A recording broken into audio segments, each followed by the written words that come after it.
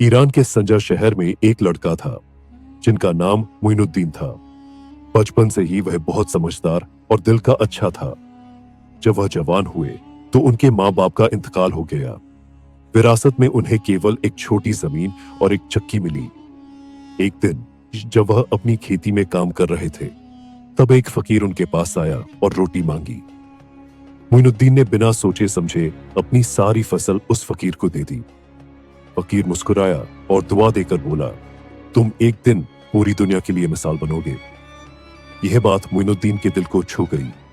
उस दिन के बाद उन्होंने अपनी जमीन और सारा पैसा गरीबों को दे दिया और एक नए रास्ते की तलाश में निकल पड़े। उन्होंने शेख उस्मान हारूनी को अपना गुरु बनाया और उनसे इंसानियत और प्यार का पैगाम सीखा। फिर एक रात उन्हें सपना आया। उस सपने में हुजूर पाक ने उनसे कहा, हिंदुस्तान जाओ, वहां तुम्हारे पैगाम की जरूरत है। मोइनुद्दीन ने निशापुर से हिंदुस्तान का सफर शुरू किया।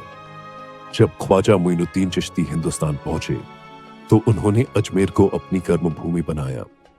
उस समय अजमेर पर राजा पृथ्वीराज चौहान के साले राजा अजयपाल का राज था।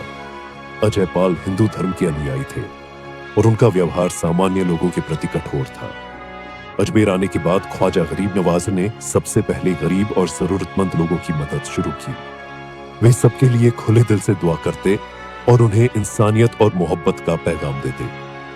उनका स्वभाव इतना सरल और स्नेहपूर्ण था कि धीरे धीरे लोग उनकी ओर आकर्षित होने लगे। कहते हैं कि अजमेर में पानी की बहुत किल्लत थी।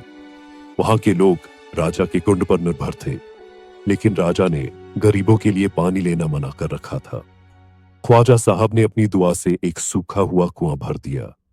यह देखकर लोग हैरान रह गए और उनका भरोसा ख्वाजा साहब पर और बढ़ गया। जब अजयपाल को यह पता चला कि ख्वाजा साहब की वजह से लोग उनकी तरफ झुक रहे हैं, तो उन्होंने ख्वाजा गरीब नवाज को चुनौती दी। राजा ने कहा कि अगर तुम इतने महान हो तो मेरी गायब हुई घोड़ी को ढूंढ कर दिखाओ। ख्वाजा साहब ने अपनी दुआ की और कुछ ही घंटों में घोड़ी वापस मिल गई।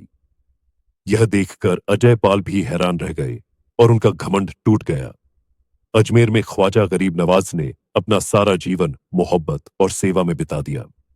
उन्होंने धर्म, जाति और अमीरी गरीबी के भेदभाव को मिटाकर इंसानियत का पैगाम फैलाया। उनकी बातें और चमत्कार इतने असरदार थे कि उनके दुनिया से जाने के बाद भी उनकी दरगाह पर लोग शांति और सुकून के लिए आते हैं। आज अजमेर शरीफ दरगाह हर धर्म और समुदाय के लोगों के लिए आस्था का केंद्र है। यहां आने वाले हर इंसान को एक ही बात समझाई जाती है, मोहब्बत ही सबसे